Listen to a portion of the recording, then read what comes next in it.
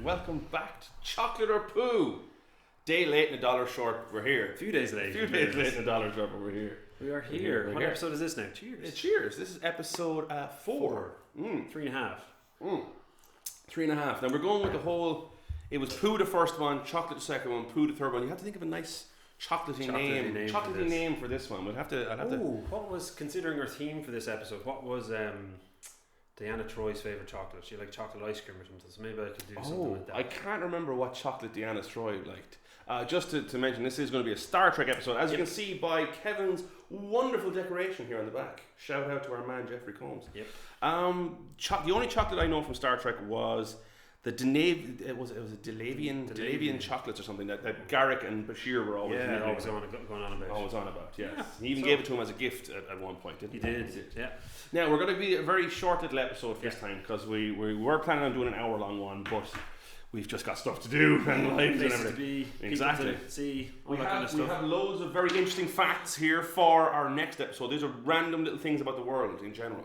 But we have some... Yeah, we do. I forgot something. Okay. Hold that thought. Oh, I forgot our... Oh my god. Oh, he has his Chocolate or Poo signs, yes. Because I've got loads of Star Trek questions that we'll be asking our man, Kevin, my man from Amsterdam here, some interesting little Star Trek questions. And he has to decide whether they are chocolate or they are poo. Yes. Right. So, what say? Will we just crack straight on into it? Yes. Excellent. I think we should. Yeah. Okay. Right, Kevin. Chocolate or poo? Right? During the beginning of Star Trek, the original series, it was originally planned for Mr. Spock to have reddish skin. True or false? Chocolate or poo? I'm going to go with chocolate on that. Chocolate. That is true. He was meant to have reddish skin, but they plumped up for greenish tinge on his skin for two reasons. One, realizing that the good Mr. Nimoy would have to spend hours in makeup, and two, it was the 1960s and people did have black and white TVs, so if he was wearing red makeup, it would just look like blackface. There we go. Which doesn't float. Even in the 60s, it didn't really float in America, let's be honest. Okay. Number 2, chocolate or poo, London boasts the Guinness World Record for the largest number of gathering of people dressed as Star Trek characters as of 2012.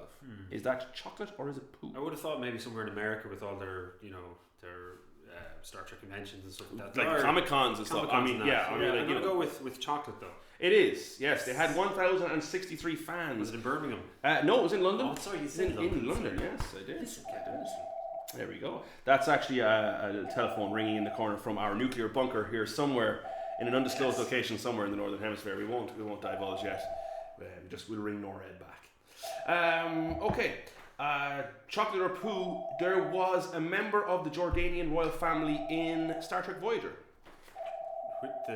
There was a member, chocolate or poo, there was a member of the Jordanian royal family in Star Trek Voyager. I'm going to go poo on that one. That is actually true. It is chocolate. King Abdullah II of Jordan briefly appeared on screen in season 2 of Voyager while he was still the Crown Prince of Jordan at the time. So there you go. I didn't actually get the name of the episode, and I do feel so sorry for that one. It's okay. Next time. This is it.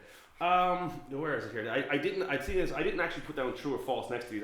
I'm just going with them, and I have to actually read it for a second before I how to phrase it so I don't actually mess it up. Chocolate or poo? Wesley Snipes was initially intended to play the role of Geordie LaForge. Poo. That is true. He was, but he turned it down. He actually turned it down. Yeah. Crazy son of a bitch. There you go. He actually turned it down to go with other things. He didn't actually think Star Trek would be a good team. He knew Blade was coming. He knew Blade was coming, but the thing is now, the Blade came out in the late 90s, early 2000s. You're talking about like 1989. So you're talking about the original first episodes of The Next Generation. So it was like 1980. He had a crystal ball from his days doing. What was that film he did? What was that? Where there were like 3 cross-dressers somewhere in Australia, or he was in the American version. Sorry, I'm going down the rabbit hole here like you do on a tangent. Oh yeah, to one food. Thanks for remembering. No, it's not that. Something like that. But he was in the American version. In the desert. But he was in the American version. Oh right, okay, he was the original one. I don't think he was. Oh, anyway, okay. there you go. There you go. Very cool. Where was it here? Chocolate or poo, when Patrick Stewart filmed the episode, the torture scene in Chain of Command, where he's being tortured, there are only 4 lights. He actually filmed that nude. Chocolate. That is true. That is chocolate. He did film it news on a closed set. He wanted it to be as realistic as possible. My man Stuart. There you go. Chocolate or poo. The Borg were actually meant to be a race of insectoids, but it was too costly to create. Chocolate. Again, it's chocolate, yeah. Yes. It is. They were planning on doing a whole thing kind of like the Xindi out of Star Trek Enterprise back in the late 80s, early 90s, and it was just like the prosthetics and everything were just too expensive. I mean, you think about like Kirk fighting the Gorn, it was a guy in a rubber suit. Try doing that with like lasers and pieces that move for the Borg, especially like for the movie First Contact. Imagine if they had been insectoids or anything like that, it would have just been. But they did keep the whole insectoid thing going with the hive mind and the collective, and they were like ants. They would just keep coming, and the queen, and all that. So they did keep going with that. Chocolate or poo? Chocolate or poo? James Doohan. Doolan. I spelled it wrong. It's James Doolan, who played obviously Scotty. He's not Scottish. He is Canadian. Chocolate or poo? He was on Normandy Beach during World War II. Chocolate. It is chocolate. I know he was in the army, and I know he did missions. He was in the artillery or something like that, I think, and he actually was part of the landing troops on D-Day. Wow. And he came under fire by the enemy and actually received a medal for carrying a wounded soldier out of danger. So he saved a man's life. His ashes are in space, I think. I think they sent them up. Oh, I have no idea. That's another chocolate or poo one. Are his ashes actually in space? There you go. He says it's chocolate. Okay. Okay. Where is it here? Blah, blah, blah. It's not. Oh yes. Okay. Chocolate or poo. The name Geordie LaForge was named after a fan who had muscular dystrophy. Poo. That is actually true. There was a man named Geordie LaForge, and he was a Star Trek fan. He passed away in 1975, and the creators of Star Trek Next Generation wanted to honor him. Wow, that's pretty cool. There you go. They named the character the engineer after him. It's pretty cool. There's one more there. Oh yeah, speaking of James Doolan, being Canadian and everything else, is it chocolate or is it poo that the Royal Canadian Mint has released several coins inspired by Star Trek over the years? Chocolate. It is chocolate. They actually have Shatner's. Yeah, they do. Yeah, Shatner's Canadian as well. So I mean, they had two Canadian actors on it. So they have released what they call several coins from that over the years. Yeah, it's pretty cool. Where was it here? Oh yeah. Is it a chocolate or is it poo that the Spock's brain episode of the original series became a term to describe so bad it's funny television? Think of, for example, the original series is not my. The original series is not your thing. But to give it context, I'm not describing it very well from what I had written down there. The Spock's brain episode, right? Was the term? Oh, it's a Spock's brain episode used for TV shows to describe an episode that was so crap it was actually funny. Kind of like the jumping the shark is used as in Happy Days, where they actually got the Fonz to jump over a shark, and it's just gone too far. Chocolate. It is actually true. It is actually chocolate. Yeah, most of those were actually chocolate, and I had very few poo ones. So it's apparently it was the worst rated episode of the original series, and it was so unintentionally funny that they said it became coined in the lexicon of television to describe something that is so shit that's actually funny. Chocolate or poo, did Scotty from Star Trek the original series invent the Klingon language? The Klingon language? Yes, the actor, James Doolan. Did he create the Klingon language or was it somebody else? Oh, that's a tough one. I'm gonna go poop. No, that is actually chocolate. Apparently, yeah. He, where is it? The show is notorious for creating an entire language for its fictional Klingon alien species. How this came about was that Doolan made a grammar and vocabulary for the language, and then they brought in a linguist named Mark Orkand to finish off the language. So apparently he was the one that came up with it. Yeah, that's pretty cool. I didn't know he's quoted as saying, "I started by looking at Star Trek: The Motion Picture because that's where the Klingon was actually first spoken." Was in that one, and he said himself and Orkan. Then there were perhaps half a dozen lines in the Klingon with subtitles at the beginning of the film. I wrote those lines down as best I could and made a list of the sounds and the words to figure out a legitimate syllabus. Yeah, so there you go. That's cool. Jeez. That is actually pretty cool. That is very cool. Okay. Oh yes. Where is it here? Oh, chocolate or poo. Is it true that Eddie Murphy was slated to be in Star Trek: The Voyage Home, but he turned it down for The Golden Child? Chocolate. It is actually chocolate. He was slated to be. Eddie Murphy was slated to be part of the franchise. So multiple scripts of the movie The Voyage Home were drafted, but he wasn't impressed with what they had come up with, so he instead starred in The Golden Child.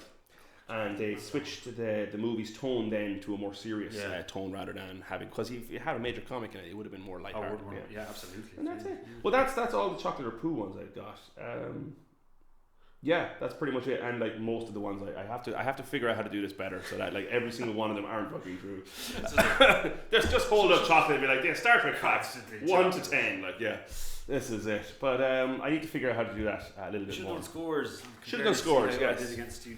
Oh, you only got like 2 out of 12 or 13 wrong, or two wrong. Yeah. So, in fairness, yes. We did say we make this a little bit of a Star Trek episode. I do have 1 or 2 little bits of Star Trek memorabilia. Go for it. I have my little Borg badge. That's awesome. That comes with my you can have a look and hold. That comes with my little Borg action figure. So it's going to be one of those episodes to any women who are watching it. It is one of those episodes. Does he stand on it? Does that go in his foot or something? I think he does actually. Yeah. Let's see. Yes, he has one on either foot, so he can. I only brought that. He can actually. Jeffrey. Stand. Yes, our man Jeffrey Combs, and yes, you are right. It does actually stand. He could be our little mascot. He's our little mascot. There you go. He is the Borg. On his arm, I know it's really crappy because we're filming without a proper camera properly, but you do see he has a little gun and it can rotate. He has a little arm with a gun on it. That's awesome. He also came with a little arm that could kind of a multi-tool, and the old hand for when you need to do things. With your hand. That you need a 3-fingered hand. So there's that kind of species that only had 3 fingers. They could have been a species that only had 3 fingers. His other hand, on the other hand, is a cybernetic one, kind of like what they see from the Terminator. So he does have absolutely no limbs that are originally his. The Borg have really done a job. I wonder what species he's supposed to be. I have no idea. It looks kind of human. Yeah, it looks kind of human. There should be a year written on him. 1992. There you go, from Playmates Toys. So there you go. That's pretty awesome. I can't remember where I got it. I got it when I was a kid. It's 1992. Yeah. Who remembers the 90s? The only other thing I remember picking up was a Federation passport. I will hand it to you now in a second to show you. It's got a couple of little postcards that you can actually cut out and attach a stamp to. And it has, of these little postcards, there is Starfleet Headquarters, San Francisco. Of course. Starfleet Headquarters, San Francisco, Earth. Then you have the pages inside that have where you can put your name, date of birth and all that kind of thing, and your identifying picture. A message from the Federation President. Oh yeah. Yes. Which one is it? Jarish Inyo. Oh yeah, he was the president during the first episodes of Deep Space Nine, and that with the attempted coup. And apparently the owner of this Federation passport has visited the Cardassian homeworld and the Romulan homeworld on an entry and exit visa. 31. Yeah, from entry. It could be Section 31, but they wouldn't use passport control. Well, he's also been to Ferenginar. So, who wouldn't want to go to Ferenginar? Who wouldn't want to go to Ferenginar? Yeah. It then gives you some brief little descriptions about the different planets you can visit. Bajor. It gives you, what the accommodations are like, a little history of it, little accommodations, what the food is like, what the shopping is like, public safety, and then a special advisory. So for the Bajoran one, it's like the Bajoran wormhole located in the Denorius belt should be approached with extreme caution. All travel plans, including passage to the Gamma Quadrant, should be registered with the Federation Space Station at Deep Space Nine. Also see Gamma Quadrant advisory. All right. You then have Vulcan, which gives you the same thing. The description of food on Vulcan is bland vegetarian cuisine in all establishments run by Vulcans, but a Ferengi-controlled black market for meat does exist. Shopping is adequate. Public safety is renowned. And accommodations are adequate and comfortable. Adequate. Yeah. Earth paradise. So, food, everything. Public safety, excellent. Special note, please be aware that the inhabitants of Earth consider the term Earther as a derogatory term. Earther? So, don't call them Earthers, as in Martians and things like that. Yeah. You also then have Ferenginar, which just gives you a picture of Ferenginar. Public safety, the best latinum can buy. Shopping, it's a shopper's paradise, everything imaginable for a price. Food, your money, your choice, and accommodation, everything from basic to luxurious beyond belief. Hollow suites for the adventurers. And it gives you a bit of description. There's also, from the original series, the Shore Leave planet. with the talking rabbit, because they were really into drugs in the 60s. Do I see something else there? Yeah, that's Ryza. Ryza is another one there as well. Yes, the fertility statue. The fertility statue. It does have Romulus Remus. Another description of Romulus and Remus. It says accommodations, travel prohibited. Food, travel prohibited. Shopping, travel prohibited, because this was the next generation. So at the time, travel to the Romulan homeworld was prohibited. It was as well during DS9. They were set pretty much after the war, but during the war they became friends. Yeah. It does have it in the do not cross the border into the neutral zone. Violation of the neutral zone by any Federation citizen will be considered an act of war. Should you enter, leave immediately and contact the nearest Federation embassy or consulate. If consulted by the Romulans, be aware they are honourable but also aggressive. Do not attempt to outrun their ships; they will destroy yours. And if you're detained, send a distress signal to Starfleet. Do not resist. You've got the Klingon homeworld then as well, another brief description. Yeah. Accommodations, Spartan. Food, often living and not for the faint of heart. Shopping, limited. Be prepared for aggressive and sometimes physical haggling. You have Beta Z then as well as another one, and Cardassia Prime is another awesome one with that really stock image they have of the two. I know it's not a great one, but it's the two guys looking at the television screen. The two pincer type of. Yes, it does. Sorry, that was your foot. Yes, it was. It does have the two pincers, and it does have the two guys looking at the television screens on the public things, like, you know. And again, it talks about accommodation and so on. Travel advisories then are the Borg, the Tholians. The Tholians, yeah. Talos 5. Under Starfleet General Order 7, all contact with this planet is forbidden under penalty of death. What? By the Federation? Yes. I think that's from the original series, and not the one with the guys with the heads who could look at read into your and make you do things. Yeah. So there's them. There's the Badlands, and then there's the Jem'Hadar. Yeah. And lastly, there is the Bajoran wormhole and the Gamma Quadrant. Another little brief description, and another postcard of the Trill homeworld of Trill. So there, please look, peruse. Awesome, it's pretty cool. It's very cool. And of course, we do have Kevin brought with him something to a big shout out to Star Trek Era. Yep. You may tell us about Star Trek Era. Yeah, they're an Irish-run Star Trek fan group that have been around for a number of years now. I've only kind of gotten, I suppose, contact with them over the last maybe 2.5 years. Just stumbling on Facebook, seeing a few posts from them. They're really cool. The guys are sound. Can I remember any of their names? I think Kieran is one of the lads.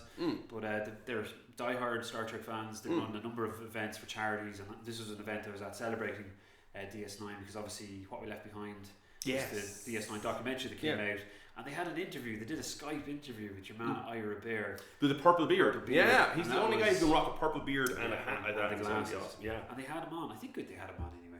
I can't remember, to be honest. I got very drunk. But it was savage. It was off charity. They did an auction of loads of different things, and I was supposed to bring one of them in with me. I bought a book of the rules of acquisition. So it's like this, a little small book, but it only has all the rules that they mentioned in DS9, or I think in any of the series. So it's not the full list, but I bought it. It was on auction, so I think I paid 30 quid for it. It was all gone to a homeless charity. So the guys do awesome stuff. They do quizzes. They do. I think they do meet and greets as well. They had Marina Sirtis over. They had John Dance. He's Q. They had him over. They had. I'm not sure if they had Armin Shimmerman over. Maybe not with Armin Shimmerman, but you know, it's like, speaking of, like, who's our greatest Ferengi in Star Trek? Obviously Jeffrey Combs and Armin. I mean, like, you know, like, do you remember the first episode of The Next Generation when they encounter the Ferengi, when they're chasing the ship because it's stolen something from her? Yeah. And originally the Ferengi. Was that Armin Shimmerman? He was in it. He was one of the guys with those electric whips. Oh, he was. If you look closer, like, that's him. That's him, dude. So he was originally in the Next Generation as a Ferengi, one of the first Ferengis that they came across. Wow, but they didn't want to use the Ferengi as the bad guys. They were supposed to be the bad guys, but I think they didn't test well in screenings or whatever. People just thought they looked like hobbits or something, or gargoyles or gremlins or something like that. But where was it? Yeah, Star Trek Era. Yeah. So they do loads of cool events. They haven't obviously done for a while now with COVID and that, but they're cool. The guys are dead sound. The whole event that I went for that was savage. I went to a screening actually of What We Left Behind in the cinema in Dundrum, and they kind of organised it with the cinema. So that's at the event. They said you can take. They had like all the letters of the alphabet, like A for Avery Brooks or something. Yeah. So it was literally a scramble, and everyone grabbed as many as they could. I have a Z one as well for Zek. Oh, brilliant! Another great Ferengi from Star Trek. Well, I mean, like, I was joking with you earlier before we filmed this, was that, like, did Jeffrey Combs actually play every character in Star Trek just in different makeup? He really did. But yeah, no, he's a fantastic actor. That character, obviously, who he's there. Playing Wei-Un. I mean, he was brilliant in that. I mean, the speech between him and Avery Brooks playing Cisco, when he was talking about taking down the wormhole, or taking down the minefield in front of the wormhole, and he goes, "You will not allow," and it was just, it was epic. And you can see him change his face and kind of go, I'll try and pretend and tell I'm talking to a Starfleet captain. Did you know that on Cardassia there were children starving when we first arrived? The Cardassians would never say so themselves. They're too proud. He's just trying to play off his humanity, and he's that's why he's a brilliant actor. I mean, he's done. I've seen something about him on Twitter where he was talking about playing Edgar Allan Poe on stage, a one-man show thing on Edgar Allan Poe. It was brilliant. He was in another show that I watched, and it's not Star Trek, but it is Star Trek, it's a sci-fi show, the 4400. Oh yeah, that was a brilliant show. It got cancelled. I remember a few years back they had the Writers Guild had a strike on. Oh yes, and they never got back. I think it only lasted 4 seasons, but he was in it. He was awesome, and I loved him. He was very good. Can I be one of those people, just as a little sojourn, since you mentioned writers, and we were talking about the greatest Ferengi that ever existed, Armin Shimmerman. He actually has a book out recently. Yes, he does. It's the Angel something or other. Yeah, it's set in like England. It's set during William Shakespeare's time. Armin, if you're listening, we know you are. Kevin would like a free signed copy, and he'll do a book review episode where he'll read it and then tell everyone how awesome it is. Yeah. So we'll retweet you on your. I will tweet this out, and I'll tweet this out. I'll link in him and see if we can get Jeffrey Combs, the greatest Vorta ever in Star Trek, to join with us and get Armin to give us. He's your friend. Get him to give us a discount. Shran, he also played Shran. Oh, he played Shran as well. Yeah. Like I said, he played Shran. He played Brunt. He played Brunt. FCA. Yeah, it was brilliant. Brunt. I could do a very bad impression. Yeah, he's brilliant. He was awesome. Yeah, he's I'd love to get that sticker he puts up on the. Oh God, yeah, on the bar. Notice that no Ferengi is ever to do business with you ever again. It's brilliant. I guarantee Armin Shimmerman will probably reply with that and go no. Please. It'd be awesome. Even a 10% discount online would be cool. But yeah, no, he's supposed to have a really cool book coming out, and I haven't. I have to admit, I'm not gonna lie. I mean, English history is not my forte. I mean, I've read a lot of things from different countries and everything. I mean, I find English history to be just like it's quite boring. Quite boring. Yeah, a little bit. I don't get me wrong. Now I have read Shakespeare, and I know that like Patrick Stewart has been doing. Thank you. I know Patrick Stewart has been doing the what do you call it? Yes. The sonnets. Yeah. Every day, he does a different sonnet, and like I've read Julius Caesar. The interesting little thing about that was, do you ever remember the episode where Garrick and Inavra and Tain were on the Romulan ship that gets ambushed by the Dominion? Yeah. And you know that where he says, "The fault, dear Tain, is not in our stars but in ourselves." Yeah. It's a quote from Shakespeare, but it's actually, "The fault, dear Brutus, is not in our stars but in ourselves." Yeah, because as in the portents of doom that were coming for Julius Caesar were not in the stars, the Ides of March were coming. The fault was in ourselves, because I was, he was talking about Caesar upsetting the aristocracy and the other senators and trying to climb for too much power and become a king and tyrant. So he quoted, but the thing is, he got it from Dr. Bashir. So that's where he got that from. Is that going to stand up? No. Can you? There you go. Can you help? There we go. Yeah. So there you go. What was I going to say? I starred in a Shakespeare play. You started in a Shakespeare play? I tried to be an actor. Oh, right. Back in the days. It was one I'd never heard of before. It's called The Twelfth Night. It's a comedy. Oh, yes, yeah. I've heard of it. But again, I've only heard of it because of Patrick Stewart. I'm not a big Shakespearean fan. We are still talking about Star Trek. We are still talking about Star Trek, yes, because we're linking it in with it. Yeah, I did a week's run there, and it's called the Teachers Club up in Dublin. It's opposite the Rotunda Hospital there. Yeah. It was a profit share. And basically I got 20 quid for the whole week's run as payment. Oh, nice. And about 2.5 months of rehearsing up and down between where I'm from. But it's the whole thing is you're meant to build your craft, isn't it? And get your experience. I tried it for a year and I just wasn't making any money out of it. So I was just like, Oh, look, I mean, it was awesome though. I loved it. I love that episode of with what was it, Ricky Gervais's show Extras. Yeah. Where Ricky goes into the dressing room for Patrick Stewart and he says, "I don't want you to do it." And he goes, "No, it's a graft. You've got to get out and apply yourself. You got to get it. Acting is a graft. You got to sell yourself. Come on, read the script to me." I'm going to end, because we're nearly a half hour, with one, well, we're at 25 minutes. I'm going to go with one more chocolate or poo, because we mentioned our friend Armin Shimmerman, who is one of the coolest Ferengis ever. I have an Armin Shimmerman chocolate or poo. Okay, go for it. Right. Chocolate or poo. On Star Trek Deep Space Nine, there was a Ferengi ATM machine on the promenade. Chocolate. That is chocolate. Yes. It was never used in filming. Show. It's in the background of a few of them. And Armin Shimmerman was so taken aback with it. He actually loved the idea of it, that we could be in. Because, I mean, if you've ever been with Star Trek, they're always like, they're buying drinks and stuff in Quark's bar. He's a Ferengi. He uses latinum. Exactly. You know, I mean, I know they've mentioned before, was a Cardassian Isix. Was their currency. And the Klingons have their own currency, and so do the Romulans and everything else. But that the Federation was meant to be a moneyless utopia society, but they still had to have credit. They still had to have something. Some way of paying between other species that aren't in the Federation. Exactly. And so Starfleet officers would obviously have to have a bit of money in their pocket to go in the bar. And one of the things was that the idea was that Starfleet officers would be given a monthly stipend, kind of like a salary of money when they were, you know, on the frontier, so that you can use this money when dealing with other species. So that even if there was a Ferengi merchant on Federation colony, if you were serving Starfleet officer, you could get a credit of, let's say, 1,000 credits a month, and you could go to the Ferengi ATM and take out 2 or 3 bars of latinum. And it was that kind of was the idea behind it. They never actually did it, but he was so taken back with it. He actually wanted to take the prop with him when the show ended, and I hope he did. I hope you did. I hope you did, Armin. I hope you did. That'd be pretty. Another great show Armin was in. He was only in it for, I think, a season and a bit. It was Buffy the Vampire Slayer. Oh, he was the Not principal. Star Trek related, but he was the principal. He was the principal. Yeah, he was. That was awesome. That was awesome. He was brilliant in it. Oh, he was. He was fantastic. He was eaten by the mayor. Huh? He was eaten by the mayor, and the actor that played the mayor was also in Star Trek. Who was he? I cannot remember his name, but he's a really good actor, and he's a great stage actor as well. Oh, guys, was he a Starfleet character or an alien? No, he was an alien. No, he was a Federation character. He was in the Next Generation, and he was in Enterprise as well. Toward the end of it, season 4, when they were kind of beginning to develop what the Federation would be, I think he was the president of Earth. He played the president. Yes. Oh, he played. He has red hair. Yeah. Slightly bald. Yes. I know the guy. He's fantastic. The character who played the Next Generation. He played. There was this weird living thing that was floating through space.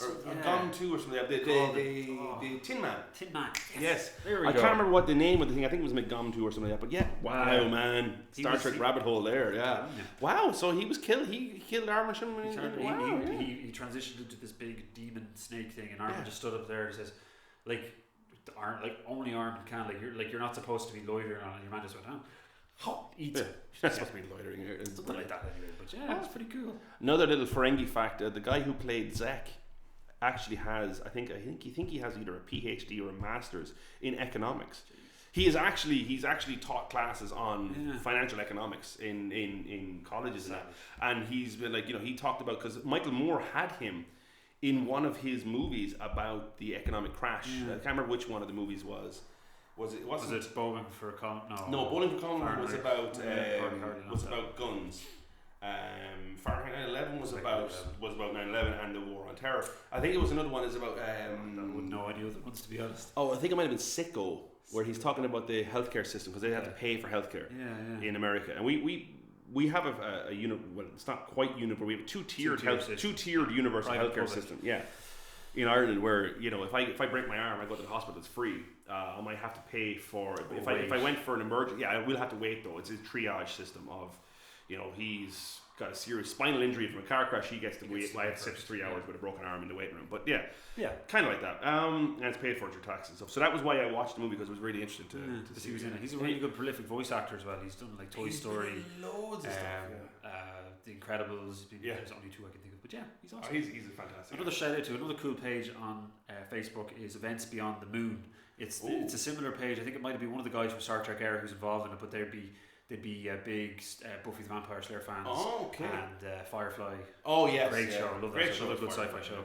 But they did a cool night. Only they can curse in Chinese. Yeah. It's brilliant. But if you read into the background as to why they speak Chinese, it's actually savage. It's cool. But I'm assuming it's because 1 in 7 people on Earth speak Chinese. It's something like that. Yeah.